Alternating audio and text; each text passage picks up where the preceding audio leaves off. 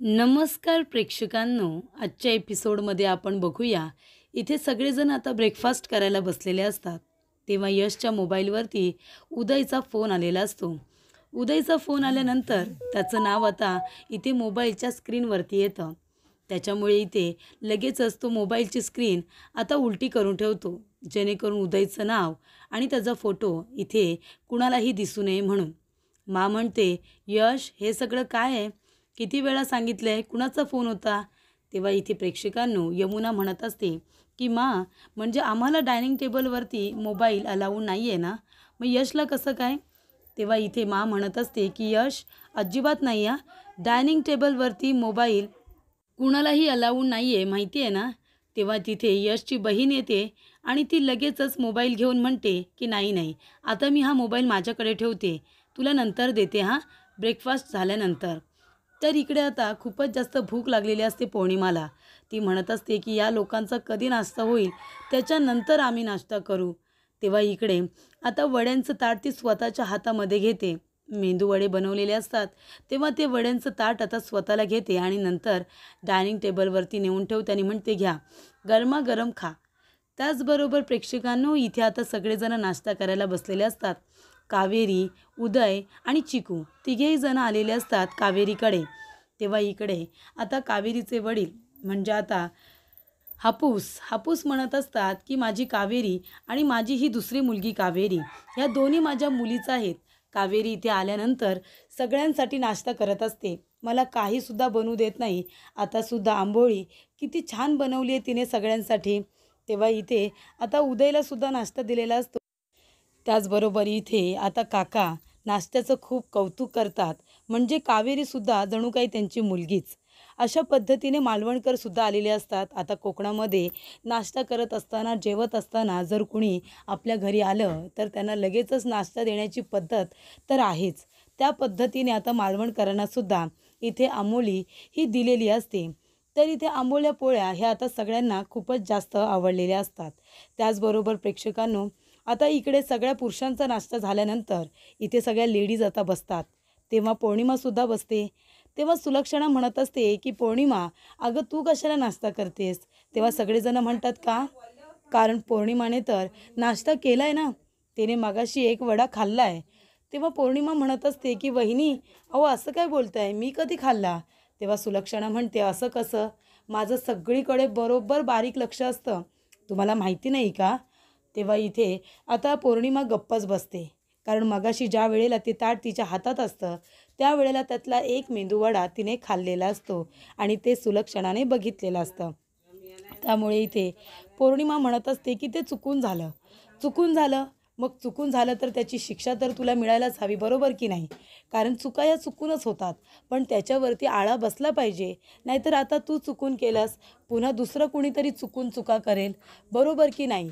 तसं घडता कामा नये.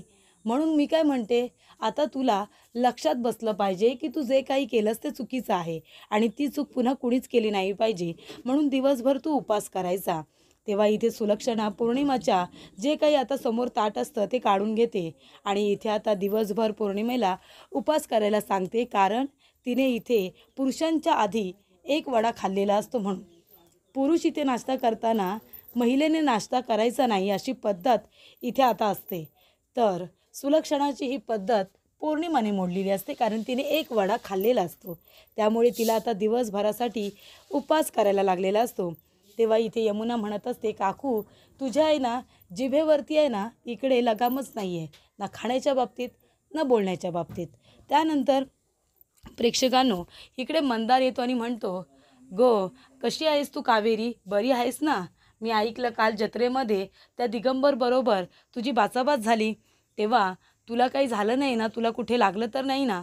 तेव्हा कावेरी म्हणते, मंदार मी एकदम ठीक आहे, तू नको काळजी करू.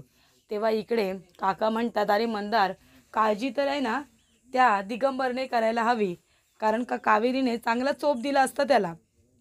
तेव्हा प्रेक्षकांनो मंदार म्हणतो, पण गो कावेरी, तुला काय गरज होती त्या दिगंबरला प्रॉमिस करायची की तू परदेशात किंवा बाहेरगावी गेलेल्या, मुंबईला गेलेल्या लोकांना इथे आरतीसाठी बोलवणार म्हणून? हे कसं करणार आहेस तू? तेव्हा इकडे कावेरी म्हणते, तू नको काळजी करू, आता मी बोलली आहे ना, काही ना काहीतरी मार्ग मी नक्की काढेन. त्यानंतर इथे आता काऊ म्हणत असते, काका आमच्या कावेरीसाठी एक छान मुलगा बघा हा तुम्ही. तेव्हा इथे लगेच काका म्हणतात, अगं हा बघेल ग मालवणकर मुलगा, पण तुझ्या कावेरीने तर लग्न केलं पाहिजे ना, ती तर लग्नच करत नाही आहे. तेव्हा कावेरी म्हणते की आधी लग्न इथे कोंडाण्याचं, नंतर आमच्या रायबाचं. तेव्हा इकडे लगेच काका म्हणतात, बघितलंस ऐकलंस का उत्तर. त्याच्यानंतर ते मंदारला सुद्धा नाश्ता द्यायला सांगतात. उदय म्हणत असतो की पण चिकू खूपच जास्त इथे तुमच्याबरोबर छान पद्धतीने रुळला आहे, म्हणजे त्याला जरी माझ्या कुटुंबाचं प्रेम मिळालं नसलं तरीसुद्धा त्याला इथे एक नवीन कुटुंबच मिळालेलं आहे. त्यानंतर इथे सगळेजण आता जेवणाच्या तयारीला लागलेले असतात. तेव्हा इकडे आता विद्या त्याचबरोबर निशा इकडे आता भाजी निवडत बसलेले असतात. तेवढा तिथे यश येतो आणि म्हणत असतो की मा, अगं तुझ्या हातची भाजी बनवला मला खूपच जास्त आवडते. तेव्हा इकडे आता मा म्हणते, ठीक आहे यश, तुला हवी आहे ना, मग मी माझ्या स्टाईलने नक्की बनवेन. त्यानंतर यश म्हणत असतो की मा, अजून एक गोष्ट, अगं 3 दिवस आहे ना कोकणामध्ये आता जत्रा सुरू झाली आहे आणि रामेश्वराची इथे पूजासुद्धा आहे ना. तेव्हा मी काय म्हणतो, आपण जाऊया ना कोकणात, तुलासुद्धा आपल्या नवीन प्रोडक्टच्या लॉन्चिंगसाठी देवाला नवस करायचं होतं ना, की सगळं काही व्यवस्थित पार पडू दे म्हणून. मग आपण जाऊया नवस करायला कोकणामध्ये. त्यानिमित्ताने देवदर्शनसुद्धा होईल आणि नवससुद्धा होईल. तेव्हा इकडे ती म्हणत असते, हो रे, पण आता सध्या जमणार नाही आहे, खूप कामं आहेत ना. तेव्हा इकडे यशचे वडील म्हणत असतात, आणि उद्या त्या आपल्या नवीन प्रोडक्टचं लॉन्चिंग तर आहेच, पण अरे त्याचं कंपॅनियनसुद्धा आहे ना, त्याची नवीन टॅगलाईनसुद्धा सुचवायची आहे. ती टॅगलाईनसुद्धा सुचव, त्यानंतरच आता बघावं लागेल की काय करायचं आहे आणि काय नाही ते जायचं. तेव्हा यश म्हणतो, आपण पोस्टपोन करूया ना, आल्यानंतर टॅगलाईन ठरवूया. काका म्हणतात की नाही बाबा, पोस्टपोन करता येणार नाही, आधीच खूप जास्त उशीर झाला आहे, त्याच्यामुळे टॅगलाईन सुचव. तेव्हा यमुना म्हणत असते की यश, मी काय म्हणते, चांगली टॅगलाईन तू सुचव, जर ती सगळ्यांना आवडली तर मग तू कोकणामध्ये जाणार जत्रेसाठी, नाहीतर नाही. तेव्हा इकडे प्रेक्षकांनो पौर्णिमा म्हणत असते, अरे समीर, अरे तू तरी काहीतरी बोल ना, ते टॅगलाईन की काय तू सुचव, तू का प्रत्येक वेळेला मागे मागे राहतोस रे. तेव्हा समीर म्हणत असतो, आई तू गप्प बस ग, मला नाही ते काही सुचत. तेव्हा ती म्हणते, नाही नाही, काहीतरी सुचव, काहीतरी बोल तू.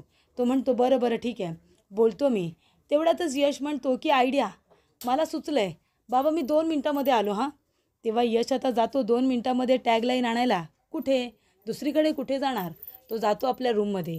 त्यानंतर यमुना म्हणत असते की ह्याला टॅगलाईन सुचणार आहे का, हा नक्की काय करण्याचा प्रयत्न करतो आहे, कोकणात जायला देवदर्शनाला, याला कधीपासून हौस आली. त्यानंतर इथे आता उदयला फोन केलेला असतो. आता आपल्या इकडे कुणाला फोन करणार, दुसरं कोण आहे त्याला टॅगलाईन सुचवायला. यशने आता आपल्या भावाला उदयला फोन केलेला असतो. तेव्हा उदय म्हणतो, हां चॅम्प बोल, कसा आहेस तू. तेव्हा यश म्हणत असतो की दादा, अरे तुला तर माहिती आहे ना, इथे बिझनेस वगैरे मला काहीसुद्धा जमत नाही, हे ऑफिसची कामं मला जमतात का, मी शेफ आहे रे, मला फक्त ते जेवणाचंच जमतं. आणि इथे आई तुला माहिती आहे ना आपल्या माला हे सगळं आवडत नाही, पण आता मी खूप मोठ्या प्रॉब्लेममध्ये आहे. तेव्हा उदय म्हणतो, का काय झालं. तेव्हा इकडे आपल्या नवीन प्रोडक्टसाठी ते लॉन्चिंगसाठी एक टॅगलाईन हवी आहे, ती टॅगलाईन तू सुचव ना. तेव्हा उदय म्हणतो, ठीक आहे, आपल्या प्रोडक्टसाठी आहे ना. तेव्हा इथे आता अस्सल जेवणाची चव, आणि तो आठवतो आणि म्हणतो, अस्सल चव परंपराची म्हणजे धर्माधिकारी. तेव्हा इकडे आता कावेरी येते आणि म्हणते, पण ह्याच्यामध्ये इमोशन्स नाही आहेत. जर तुम्हाला वाटत असेल की तुमच्या प्रोडक्टचा सेल हा लवकरात लवकर संपावा, तर ते प्रोडक्ट सगळ्यांना आपल्या घरातलं वाटायला हवं ना. तेव्हा इथे टॅगलाईन दुसरी काहीतरी असायला हवी. तेव्हा उदय म्हणतो, जसं की. तेव्हा इकडे आता कावेरी म्हणत असते की त्या व्यक्तीला ते जे काही तुमचं प्रोडक्ट आहे ते खात असताना आपल्या आईच्या हातची चव आठवायला हवी. तर परंपरा वर्षानुवर्षाची, अस्सल चव आईच्या हातची, असं कावेरी सुचवते. तेव्हा ही टॅगलाईन आता खूपच जास्त यशला आवडते. अस्सल चव आईच्या हातची म्हणजे परंपरा वर्षानुवर्षाची, अस्सल चव आईच्या हातची. तेव्हा इथे आता यश म्हणतो की थँक्यू, म्हणजे तुम्ही इतकं छान पद्धतीने मला सुचवलं, आणि थँक्यू त्याचंही इंटरनेट युगमुळे हे माझ्यापर्यंत लवकरात लवकर पोहोचलं. तेव्हा इथे आता कावेरी म्हणते, इंटरनेट युग. तेव्हा तिलासुद्धा एक नवीन आयडिया सुचलेली असते. तेव्हा इथे प्रेक्षकांनो आता काका म्हणत असतात की तुम्हीसुद्धा काहीतरी सुचवा ना सुलक्षणा. तेव्हा सुलक्षणा म्हणत असते, अहो आता मी काय बोलणार, हे बघा ना, म्हणजे प्रत्येक माणसाने ते खात असताना तो पदार्थ त्याला आपल्या आईच्या हातची जी चव आहे ती आठवली पाहिजे, आईच्या हाताची आठवण आली पाहिजे. तेव्हा तिथे यश येतो आणि म्हणतो की परंपरा वर्षानुवर्षाची अस्सल चव आईच्या हातची, असं म्हणाल्यानंतर इथे सगळेजण त्याच्याकडे एकटक बघतच असतात. आता एकटक बघायला लागल्यानंतर इथे आता यमुना आहे ना, ती पौर्णिमाला खुणावते. म्हणते की नाही, ही टॅगलाईन काय आता आवडली नसेल. पण नाही प्रेक्षकांनो, लगेचच काका म्हणतात की "अरे वाह! काय ते काय म्हणालास? परंपरा वर्षानुवर्षाची, अस्सल चव आईच्या हातची." खूपच छान, खूपच छान. तेव्हा इथे प्रेक्षकांनो, आता इकडे सुलक्षणाला आपल्या मुलाची, उदयची आठवण आलेली असते. कारण उदय प्रत्येक वेळेला आपल्या आईला म्हणायचा की "मा, तू मला आधी घास भरव बरं. तू घास भरवल्याशिवाय माझं पोट भरल्यासारखं मला वाटतच नाही." तेव्हा ते सगळं आता इथे सुलक्षणाला आवडतं. म्हणजे जणू काही ही टॅगलाईन उदयनेच दिली की काय, असं सुद्धा तिला वाटतं. तेव्हा यश म्हणतो, "मा, तुला आवडली का टॅगलाईन? कशी आहे?" तेव्हा सुलक्षणा म्हणते, "हो, खूपच छान. अप्रतिम. मला खूपच जास्त आवडली. परंपरा वर्षानुवर्षाची, अस्सल चव आईच्या हातची. मला खूपच जास्त आवडली." त्यानंतर प्रेक्षकांनो, इकडे आता टॅगलाईन सुचलेली असते. त्यामुळे ठरलेलं काय असतं, टॅगलाईन जर आवडली तर परमिशन मिळणार कोकणात जायची. तेव्हा यश म्हणतो, "मा, मग आपण कोकणात निघतोय ना उद्या, आपण दोघेजणं जाऊया." यमुना म्हणते, "ठीक आहे, आता तुम्ही जाताच आहात तर मी पण येते." तेव्हा सुलक्षणा म्हणते, "काही गरज नाही आहे. घरामध्ये कोण, घरावरती कोण लक्ष ठेवणार? तेव्हा कुणाला कुठेही यायची गरज नाही आहे. मी आणि यश आम्ही दोघेजणं जाऊ, नवस करू आणि लवकर परत येऊ." तेव्हा इथे आता रामेश्वराचं दर्शन करायचं असतं. त्यामुळे कोकणात इथे यश आणि इकडे सुलक्षणा दोघेजणं जायला निघालेले असतात. यश एवढा एक्सायटेड असतो, तो म्हणतो, "मा, मी लगेच बॅग पॅक करायला घेतो. उद्या पहाटेच निघूया." यमुना म्हणते, "याचं काय एवढं? याला कसला एवढा आनंद झाला आहे? नक्कीच पाणी कुठेतरी मुरतंय," असं ती आता म्हणते. त्यानंतर इथे दिगंबर आता पूजेसाठी उभा राहिलेला असतो. तो म्हणत असतो, "कुठे आहे? कुठे कावेरी कुठे आहे? अजूनपर्यंत कावेरी आली का नाही? की गेली पळून? म्हणजे दिलेला शब्द पूर्ण करता येत नाही म्हणून भावासारखी निघून गेली वाटतं." तेव्हा इथे ही काही तुमची स्वप्न-बिप्न पूर्ण करणार नाही आहे, दिगंबर उगाचच म्हणत असतो. तेव्हा प्रेक्षकांनो, तिथे आता आलेली असते म्हणजे कावेरी. कावेरी म्हणते, "ओ काका, काय बोलताय तुम्ही? अहो मी आली आहे इथे, मी इलं आहे, मी काय पळून गेले का?" तेव्हा इथे, "काकांनो, तुम्हाला कसं आहे ना, प्रत्येक वेळेला ना घाई करायची खूप सवय आहे. सगळीकडे तुम्हाला पुढे पुढे करायचं असतं. मी काय तुम्हाला प्रॉमिस केलं होतं की आजच्या इथे देवी आईच्या पूजेला, आपल्या इथे रामेश्वराच्या पूजेला आपले जे मुंबई पुण्याला जे आपले गावातले लोक कामानिमित्त बाहेर गेलेत, ते आजच्या पूजेला इथे येणार. मी म्हणाले होते की नाही, शब्द दिलाय ना, पूर्ण मी करणारच आहे." त्याच्यामुळे इथे तिने प्रोजेक्टर लावलेला असतो आणि त्या प्रोजेक्टरवरती आता ती सगळ्यांना ऑनलाईन घेत असते. इथे आता लोकांना वाटतं का ही नक्की काय करण्याचा प्रयत्न करते. गावकरी म्हणतात, "गो कावेरी, आता या सगळ्या पडद्यामागं माणसं लपून ठेवलीस की काय?" तेव्हा इथे कावेरी म्हणते, "हो काका." आणि आता तिने प्रोजेक्टरवरती इथे आता ऑन केल्यानंतर सगळेजण ऑनलाईन आलेले असतात. इंटरनेट युग, त्याच्यामुळे काहीही शक्य आहे आणि ते कावेरीने शक्य करून दाखवलेलं असतं. तर प्रेक्षकांनो, इथे आता मुळे सगळे गावकरी आपल्या मुलांना बघू शकतात, आपल्या भावाला बघू शकतात, आपल्या लेकीला बघू शकतात. हे आता कावेरीमुळे शक्य झालेलं असतं. ते जरी दूर असले, एका दिवसामध्ये पूजेसाठी येऊ शकले नाही, तरी पण ते इंटरनेटमुळे आलेले असतात की नाही ऑनलाईन सगळेजण पूजेला. तेव्हा इथे आता जो तो आपल्या मुलाला, आपल्या भावाला बघून खुश होत असतो ना, एकदम धावत पळत सगळेजण येतात बघायला आपल्या माणसांना. त्यामुळे त्यांच्या चेहऱ्यावरचा तो आनंद बघून कावेरीच्या डोळ्यात पाणी चाललेलं असतं. टचकन पाणी येतं तिच्या डोळ्यामध्ये. त्यानंतर प्रेक्षकांनो, इथे आता दिगंबरला राग येतो. दिगंबर खूपच जास्त रागावतो. तेव्हा कावेरी म्हणते, "काका, बघितलंत ना, मी प्रॉमिस केलं होतं, दिलेला शब्द पूर्ण केला की नाही? मग आता काय म्हणणं आहे तुमचं? जायचं का? पूजा करायची का?" तेव्हा इथे काका म्हणतात, हापूस काका म्हणतात, "कावेरी, मला तुझा खूप अभिमान वाटतो. तू आज कित्येक लोकांच्या चेहऱ्यावरती आनंद आणलास. आज हे लोक इथे येऊ शकले नाही, पण छान पद्धतीने तू सगळ्यांना एकत्र आणलंस हां." तेव्हा कावेरी म्हणते की "बाबा, हे बघा हापूस, मी आता या लोकांना स्क्रीनवरती आणले, पण एक दिवस असा नक्की येईल की हे सगळेजण गावामध्ये असतील आणि हे फॅक्टरीचं स्वप्न आपल्याला फक्त पैसे कमवण्यासाठी नाही, तर आपली माणसं एकमेकांपासून दूर व्हायला नको म्हणून तर आपण हे स्वप्न सोबत बघितलंय की नाही. तेव्हा उदय म्हणत असतो की खरंच कावेरी, शब्द तू दिलास आणि तो पूर्णही करून दाखवलास. आम्हाला सगळ्यांनाच तुझा अभिमान आहे. तेव्हा लवकरात लवकर जसे हे लोक आपल्या कुटुंबाला भेटले तसा माझा चिकूसुद्धा त्याच्या कुटुंबाला लवकर भेटू दे अशी माझी इच्छा आहे. तेव्हा इकडे कावेरी म्हणते की जिजू, तुमची इच्छा लवकरच पूर्ण होईल. तुम्हीसुद्धा तुमच्या कुटुंबाला लवकरच मिळणार. त्यानंतर आता पूजेची वेळ झालेली असते. सगळेजण येतात, पूजा करत असतात. तेव्हा इथे आता सगळेजण मनापासून पूजा करत असतात. कावेरीने दिलेला शब्द हा पूर्ण केलेला असतो. इंटरनेटद्वारे का होईना, पण सगळी बाहेर असलेली मुलं मुली आपल्या गावाजवळ जोडले जातात. पूजा त्यांच्यापर्यंत पोचते. सगळेजण तयार असतात. तेव्हा इथे मनापासून पूजा तर सुरू असते. पण आता दिगंबर काकांचं काय? आता राग तर येणारच ना त्यांना. राग तर आलाच पाहिजे. कारण का तर इथे कावेरीने दिलेला शब्द पूर्ण केलेला आहे. मग आता काकांचा जळफळाट होतो. कावेरी मात्र शांतपणे आणि इथे मनोभावे आपली पूजा करत असते. सगळे गावकरी तिला इथे सहभागी झालेले असतात. छान पद्धतीने तिला सपोर्ट करत असतात. तिच्या स्वप्नाला, तिचे जे काही इच्छा असतात त्यांनासुद्धा ते लोक सपोर्ट करत असतात. तिचं ऐकत असतात. कारण ती जो विचार करत असते तो गावाच्या कल्याणाचा विषय असतो. गावाच्या कल्याणाचा विचार करत असताना बाकीचे काही लोक असतात जे त्यांना खेचण्याचा प्रयत्न करतात.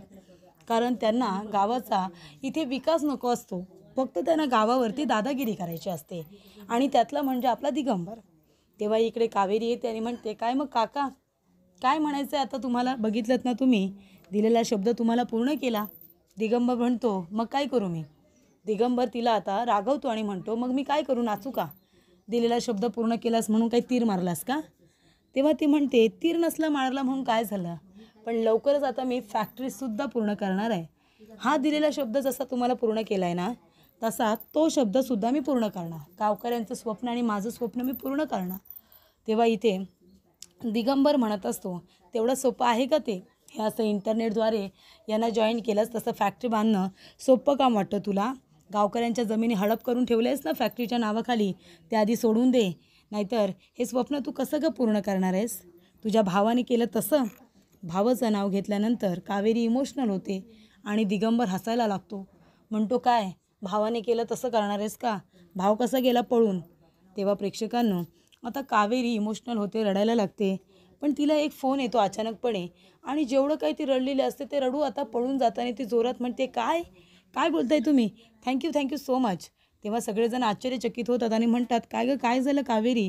तेव्हा कावेरी येते आणि म्हणते, हापूस आणि ती आपल्या वडिलांना हाताला धरून आता गोल गोल फिरवते आणि म्हणते, आनंदाची बातमी आहे. तेव्हा इकडे आता फॅक्टरीसाठी जे तिने प्रेझेंटेशन दिलेलं असतं, इथे काही इन्व्हेस्टरला ते दाखवलेलं असतं. तेव्हा ते जे फायनान्स इन्व्हेस्टर असतात, जे फायनान्स देणार असतात, ते आता इन्व्हेस्ट करायला तयार झालेले असतात. म्हणजे फॅक्टरीच्या बांधकामासाठी जो काही फायनान्स कावेरीला हवा असतो तो आता इन्व्हेस्टरद्वारे तिला मिळणार असतो. तिचं प्रेझेंटेशन, तिच्या आयडियाज त्या लोकांना इतक्या आवडतात की आता फायनान्सचा इथे सगळा काही जो टेन्शन असतो तो दूर झालेला असतो. इकडे फायनान्स मिळणार असतं, इन्व्हेस्टर तयार झालेले असतात. त्यामुळे प्रेक्षकांनो, दिगंबरच्या चेहऱ्यावरती 12 वाजलेले असतात. 12. कारण का तो तोंडावरती पडलेला असतो. कावेरीने त्याला इथे बोलून नाही तर करून दाखवून त्याला तोंडावरती पाडलेलं असतं. त्यामुळे प्रेक्षकांनो, सगळेजण नाचत असतात. कावेरी, हापूस, काऊ, उदय, चिकूला घेऊन सगळेजण नाचत असतात. तर पुढील भागामध्ये आपण बघूया. इथे दुकानामध्ये काम करत असताना एक बाई म्हणत असते, अहो जरा ह्या बाळाला घ्या ना, मला तो काम करू देत नाही आहे. तेव्हा तो म्हणतो, अगं ही कामं बायकांची. तेव्हा तिथे आलेली असते कावेरी. ती म्हणते, बायकांची म्हणजे मूल दोघांचंही आहे ना, दोघांनी त्याला लहानाचं मोठं करायचं असतं. याच्यामध्ये बायकांचं आणि पुरुषांचं असं काही नसतं. त्यामुळे इथे आता कावेरीला बोलताना बघते ना की बायका ह्या पुरुषांच्या 2 पावलं पुढेच आहेत.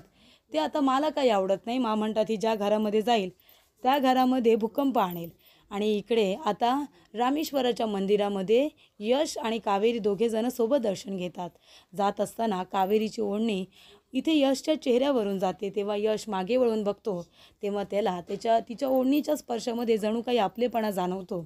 इथे त्याला प्रेमाची भावना जाणवते आणि तो मागे वळून तिच्याकडे खूपच जास्त प्रेमाने बघत असतो. तर अशा रीतीने कोकणामध्ये आल्यानंतर यश आणि कावेरीची भेट तर झालेली असते, पण इथे माझं मत काही फारसं बरं नसतं.